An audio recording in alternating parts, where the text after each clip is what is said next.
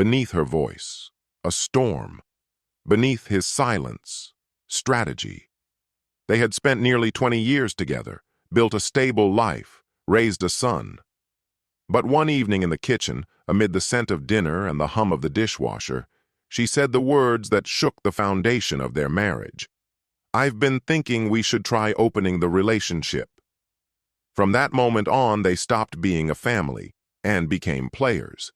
He, calm and rational, chose not to argue, but to wait.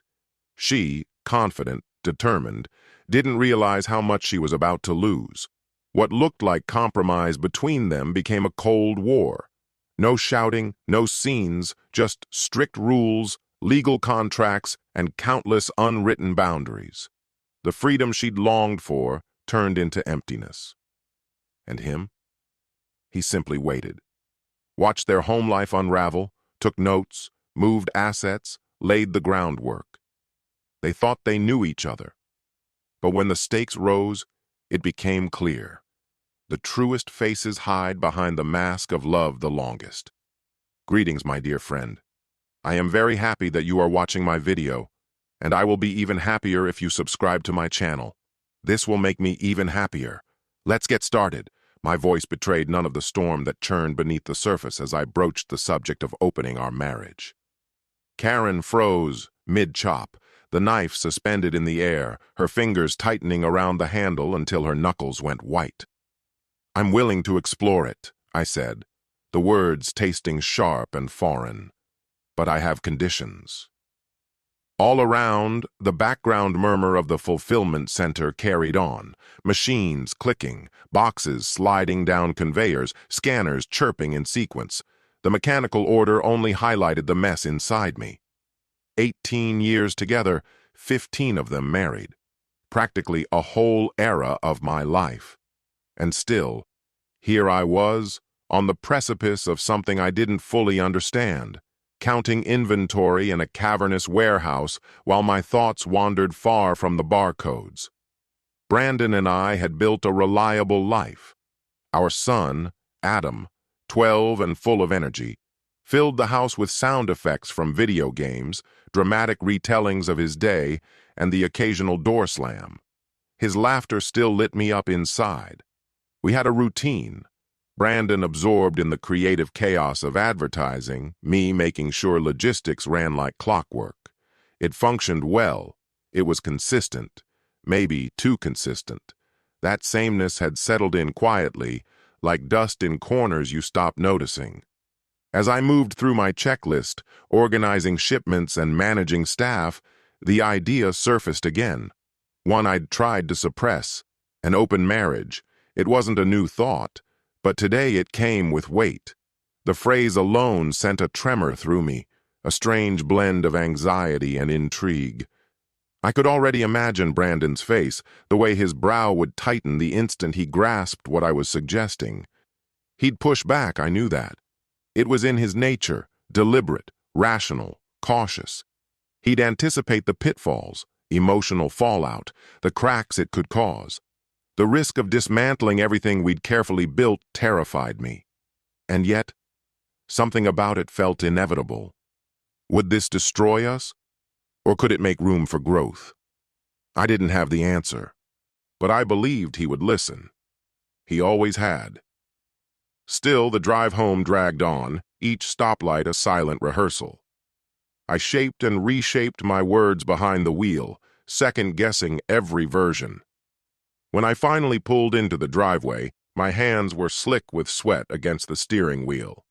From Karen's side, the evening unfolded with the usual cadence. Dinner prepped itself from muscle memory. Adam filled the space with middle school anecdotes. Brandon threw in stories from work, lighthearted and casual.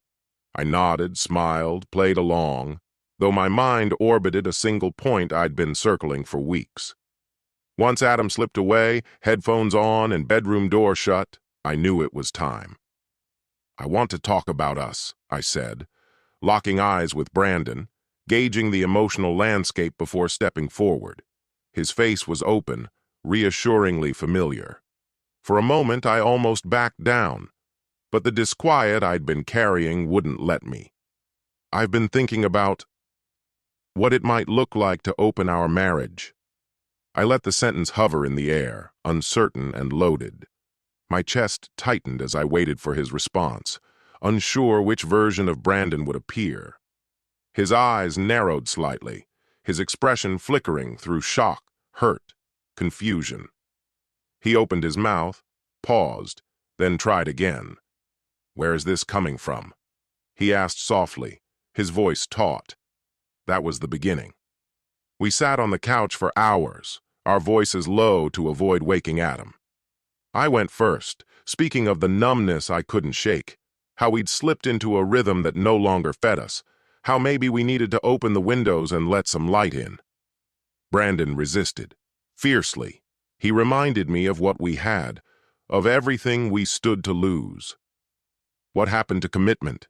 he asked. "What about the foundation we built?" There was jealousy in his voice, pain, the ache of a threatened future. "I still love you," I said, reaching across the divide, trying to anchor us. My heart thudded. "That hasn't changed. I just think maybe we can hold on to what we've built and still explore what else is out there." Every year we'd spent together loomed in the room with us, silent witnesses to our unraveling conversation. It felt like walking a wire stretched between the comfort of the past and the uncertainty of something new. Brandon pulled away, dragging his hand through his hair with a sharp exhale. "And Adam?" he asked, clearly distressed. "Have you thought about how this could affect him?" Of course I had.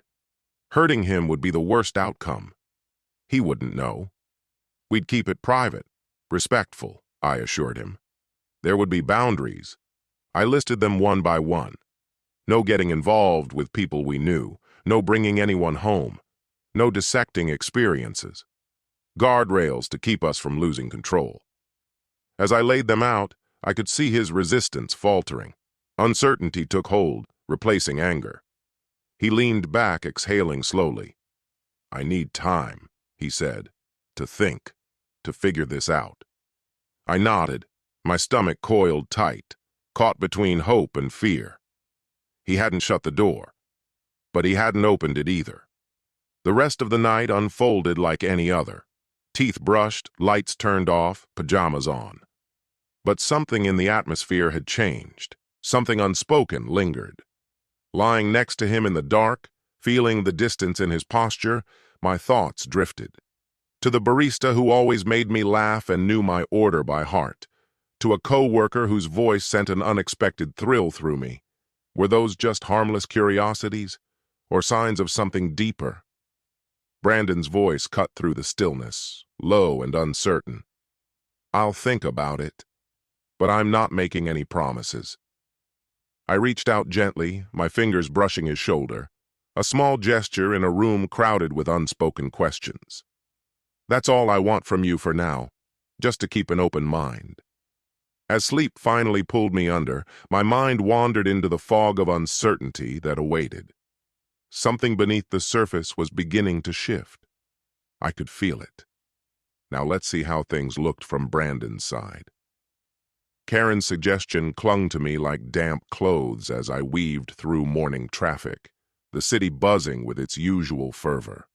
The sounds, the rhythm, the frenetic energy of people rushing to their routines. Normally, it gave me a surge of focus. But today, that energy only echoed the mess in my thoughts. Karen's words kept circling, sharp and impossible to ignore. Could I really accept this new paradigm without unraveling the family we'd spent years constructing?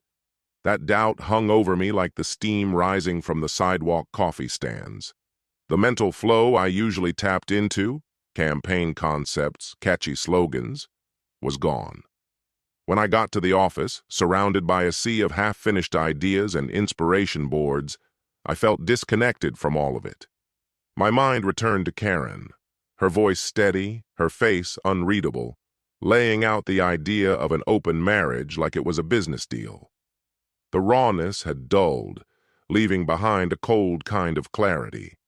Images of our son, Adam, flickered in my head, His stormy eyes, his unkempt curls, the way his laugh ricocheted down the hallway. The image of him shuffling between two fractured households made my stomach twist. Maybe agreeing to her terms wasn't surrender. Maybe it was a compromise, for his sake, if not ours. I absently scrolled through emails, the weight of what I was about to agree to pressing down on me like the gray fog crawling across the city skyline. Was I really prepared to risk everything on this arrangement? And if I was, how would I navigate the inevitable fallout? These questions hovered like shadows all day. By the time I parked in our driveway that evening, my answer had taken shape. In the kitchen, Karen stood slicing vegetables with mechanical precision.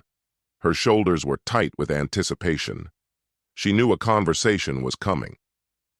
"I've been thinking about what you said," I began, my voice steady though my insides weren't. "About the open marriage."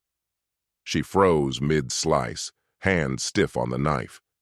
"And I've decided to try it," I continued, each word grinding out of my throat, "but only on my terms." There was a flicker of relief mixed with something like hope on her face when I outlined my rules. "I have made it clear that neither of us is expected to meet the other's emotional or physical needs. We won't talk about the divorce until Adam graduates from high school. And safe intimacy was a must." Her smile faded slightly as she realized all this, then she nodded slowly, thoughtfully. We were crossing into unfamiliar territory, but there was structure to it, a kind of understanding forged out of necessity. We acknowledged our past while carving out space for separate futures.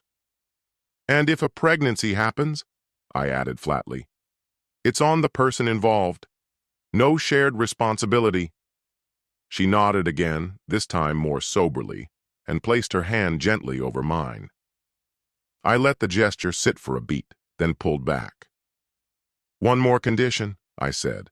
"It all goes in writing. A post-nup, signed and legal. Words don't hold up in court."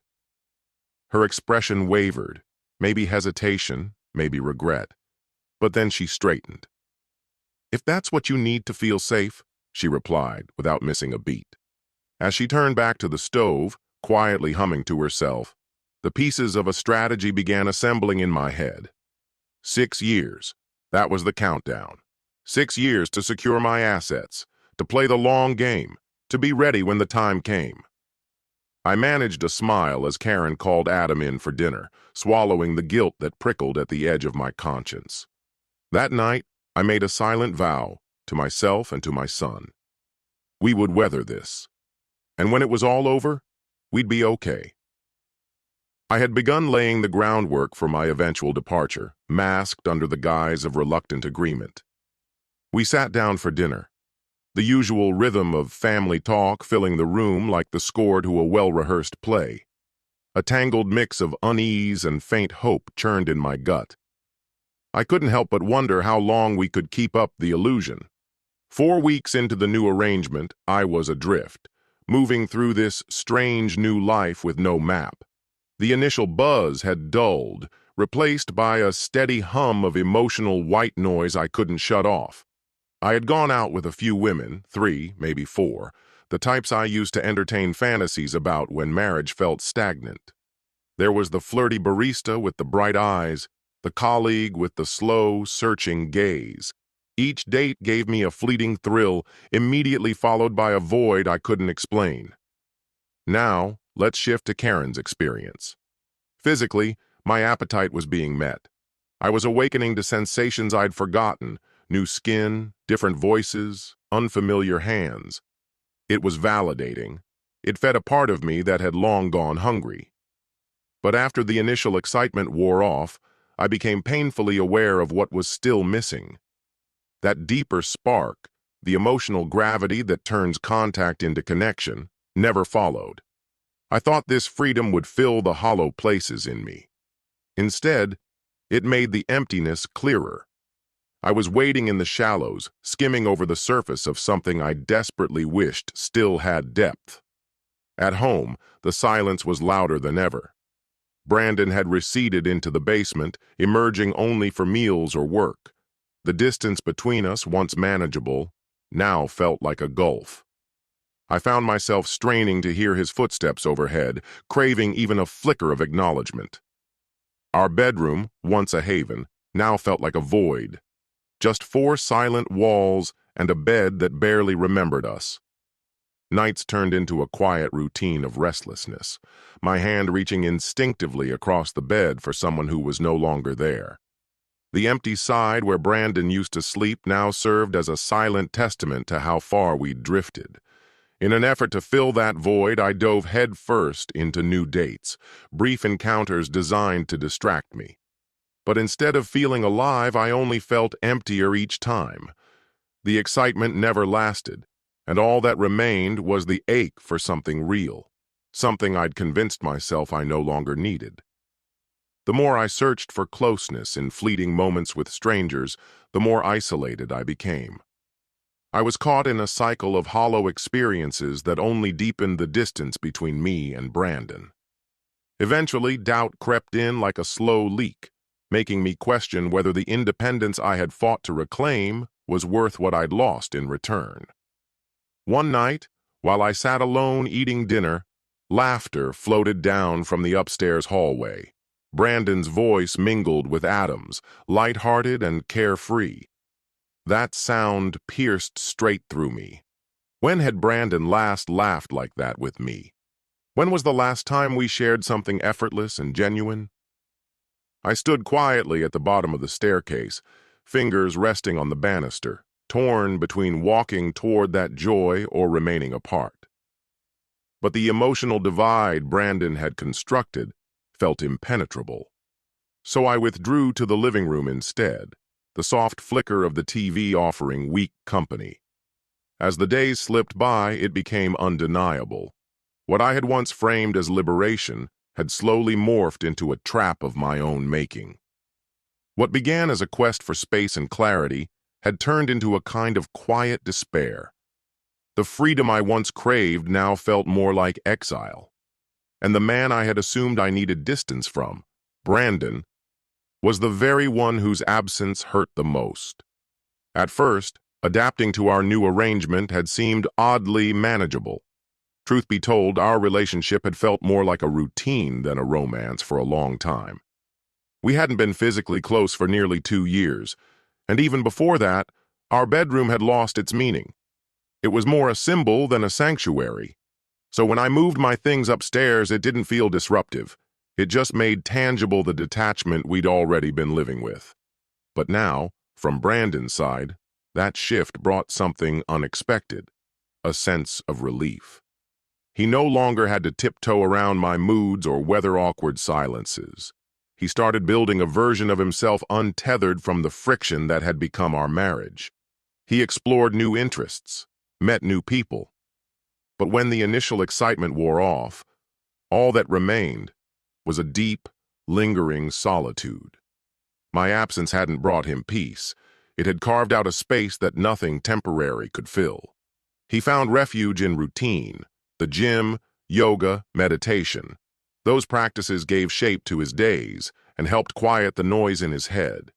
His basement hideaway became his haven, equipped with all the comforts he needed: a screen, some solitude, a console, cable. Beyond the office, that room shielded him from the tension that still lingered in the house. Only Adam could pierce that bubble. That boy, so observant, so emotionally in tune, never pressed, never demanded. But the look in his eyes spoke volumes. He noticed the change, the kind kids instinctively pick up on. Adam found gentle ways to draw his father out. A game, a question about his day, a quick chat after dinner. And through those moments, Brandon was reminded that some things still held firm. Their connection hadn't frayed. If anything, it had strengthened under pressure. They shared the same rhythm: hobbies, weekend hikes, long stretches spent gaming together. Ironically, their bond flourished even as everything else unraveled. It was the one bright thread in a tapestry growing darker by the day. Then came that afternoon in the kitchen. I had just finished making a sandwich when Karen approached, her tone calm but loaded. "Are you sleeping with anyone?" she asked, eyes steady, voice controlled, but there was something sharp underneath. Jealousy, distrust, bitterness? I met her gaze without flinching. "No, I'm not seeing anyone." I kept my voice even. "This whole setup, this wasn't something I asked for. It was your choice." Her silence was thick, weighted with thoughts she didn't voice. After a pause, she muttered, "Must be someone at work then. You don't go out anymore?" I didn't dignify it with a defense. I focused on finishing my food, uninterested in justifying myself. The tension from that exchange lingered long after the crumbs were gone. Her suspicion stung, made worse by the fact that I'd stayed true to our agreement. I hadn't crossed any lines. I was just trying to endure the aftermath. Her mistrust only pushed me deeper into my shell, more resolved to protect my space, even if it meant staying emotionally distant. Every conversation was like navigating a minefield, full of silences, avoided topics, and unspoken truths. "Think what you want," I finally said, my voice flat. I walked away, not looking back, but still feeling her eyes follow me up the stairs. She had set this course in motion, and I was walking it in my own way. Where we'd end up, neither of us could say. And now, from Karen's view again, the house grows quieter, emptier, with each passing day. But it's not just Brandon I miss. It's Adam, too. My sweet boy, once so tightly tethered to me, now seems to revolve entirely around his father. Their shared laughter from upstairs sounds foreign to me now, a language I can no longer understand, a world I've somehow been written out of. Whenever they leave together, it's always just the two of them, shoulders aligned, stepping into the world as a unit. I remain behind, standing in the doorway, watching them fade from view while feeling the distance between us stretch wider. There's a bond they share now that I can no longer reach, and every attempt to bridge the growing gap leaves me more uncertain. I long to be included again, to feel part of their closeness. But I'm on the outside now. Each shared outing between them is a quiet signal. I no longer belong. What keeps me up at night is the fear that Adam will eventually stop seeing me as his mother at all, just a faint outline in the background of his life. And so, day after day, I keep trying to reclaim my place in a family that used to feel complete. I miss laughing with them, being part of the inside jokes, the shared routines. But these days, every gesture I make to reconnect lands flat, like it hits a wall of glass. I tell myself that healing isn't linear, that time will do its work. But the silence in our home feels heavier now, like a fog that has settled in and won't lift. Sometimes I find myself in Adam's room when he's out, my fingers grazing across his desk, the shelves, his bed, trying to find traces of the boy who used to beg me for just one more story before sleep. But the real break came during the holidays. Once upon a time, we used to take trips, our way of pretending things were okay. This year, they went without me. Brandon and Adam boarded a flight to the Caribbean, calling it a guy's retreat. Even my brother Justin got an invitation, and he's been divorced for years. The message couldn't have been clearer. I wasn't wanted. Desperate to carve out some time with Adam, I suggested a trip to Paris, a dream we used to share. He didn't even glance up from his phone before declining, already emotionally and mentally packed for a life I wasn't part of. When they left, the house collapsed into silence. The holidays passed like shadows, Christmas, then New Year's, both stripped of warmth.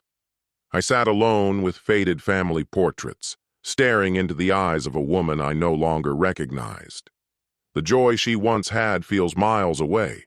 I tried dating, hoping to feel something again, but each connection fizzled quickly. None of the men were really interested in me, just in passing time. Even intimacy now seems like an empty activity to me, a superficial act that only reminds me of how much deeper I want to go. I'm making an effort to stay bright and desirable, but I've also learned a few hard truths about dating at this stage of my life. Women who are younger than men see me as a potential benefactor, make hints, or directly ask for money. Others chase the sensations of a short meeting, never thinking about who is behind it. Regret seems to be a familiar companion at this moment. Looking back, I should have fought for my marriage when I still had the chance. Instead, I chased the illusion of something liberating, something exciting, and in doing so opened a door I couldn't close again. Now I can't undo the choices I made. When I picture the future, I see lonely holidays in quiet homes, surrounded by women who made the same mistake I did. I thought an open marriage would spark something new. Instead, it stripped me bare. Brandon's point of view. Karen's recent attempts to patch things up haven't gone unnoticed. One night, while Adam was at a friend's place, she made a move, something bold, something she hadn't tried in years. Once that might have worked, but this time I stepped back, gave her a gentle no. When that failed, she pivoted, pulling out old memories, tears, moments meant to stir what used to be between us. I reminded her, calm, measured, that I'd warned her where this road might lead. She believed that opening up our marriage would breathe new life into it. Now she's seen the truth on the other side and wants to go back. But there's no going back. The version of us she wants to revive, it doesn't exist anymore. I was honest with her. I'm fulfilling the terms we agreed to. She needs to do the same. Not long after, Adam approached me. He's perceptive, always has been. "Why don't you just talk some sense into Mom?" he asked, frustration lining his features. I smiled faintly and ruffled his hair. "She's beyond that, kid," I said softly. He didn't drop it.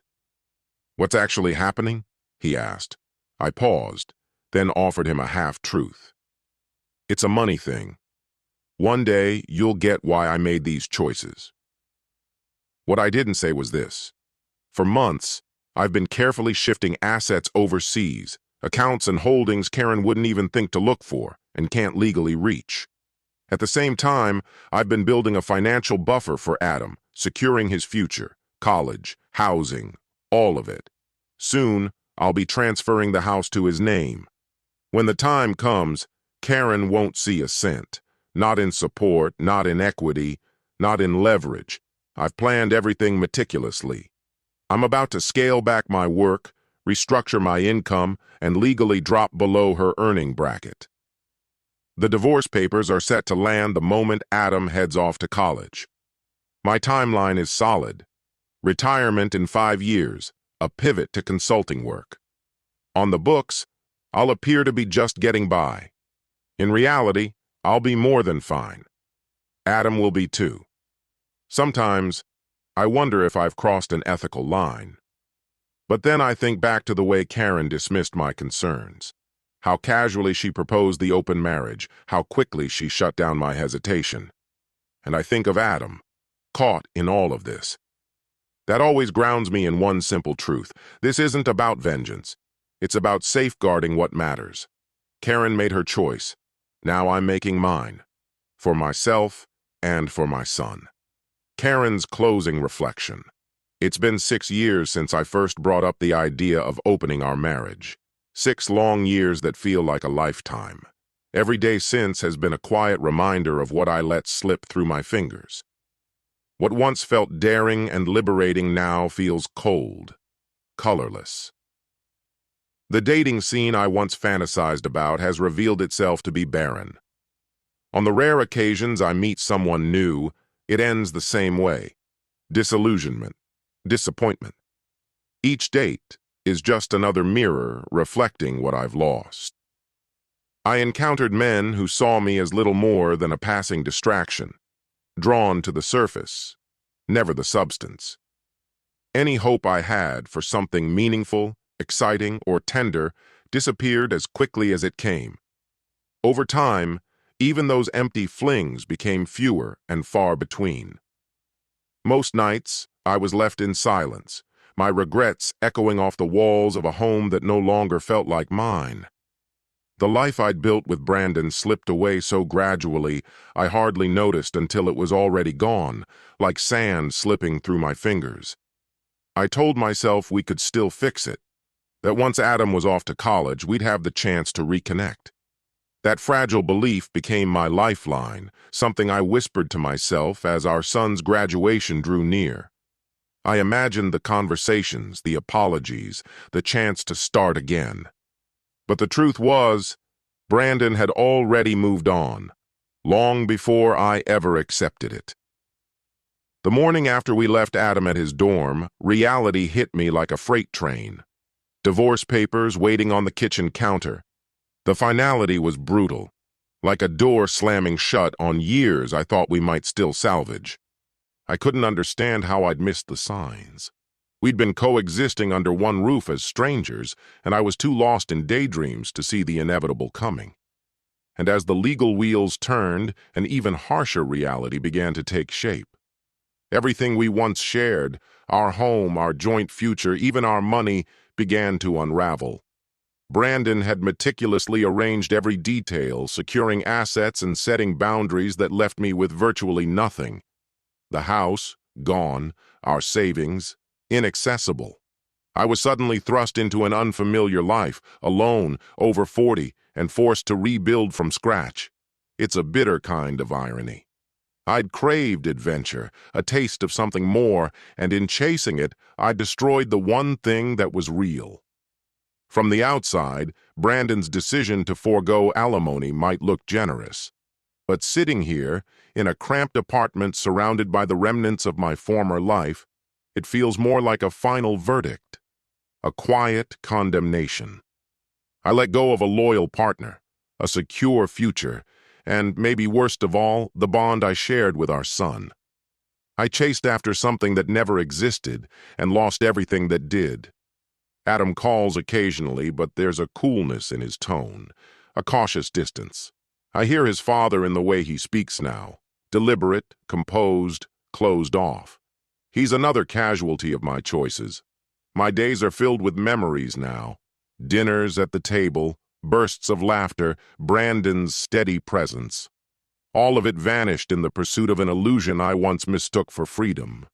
The open marriage I once demanded, convinced it would set us both free, has become the very trap I set for myself. And now I'm left to face the consequences, with no one to blame but me. I stand at the rail of a cruise ship, the Caribbean wind tugging at my hair, trying to make peace with what I've done. Justin, Brandon's brother, now merely a quiet fixture in my life, raises his glass in silent acknowledgement.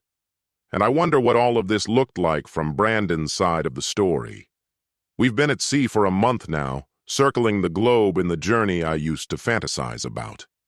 A new life, free from old ties. The divorce is finalized. Every tether to the past has been severed cleanly. Everything unfolded exactly as I had planned.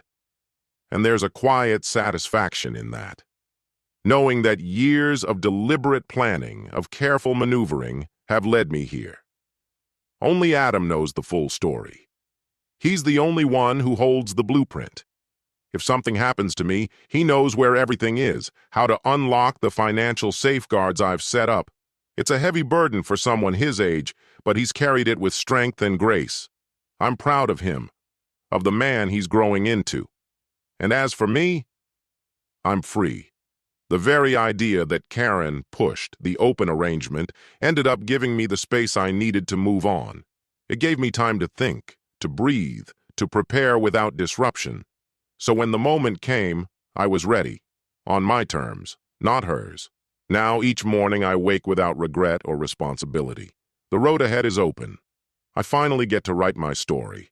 I never imagined this chapter would exist, but living it now, I smile more than I have in years. As the sun dips below the horizon and the sea burns gold in its light, I feel a peace I once thought was out of reach. For the first time in forever, the future feels like a gift, not a sentence. Our story comes to an end here. Share your thoughts in the comments. Thank you for taking the time to watch. If you enjoyed this story, Please check out other videos on this channel. See you soon, my dear friend.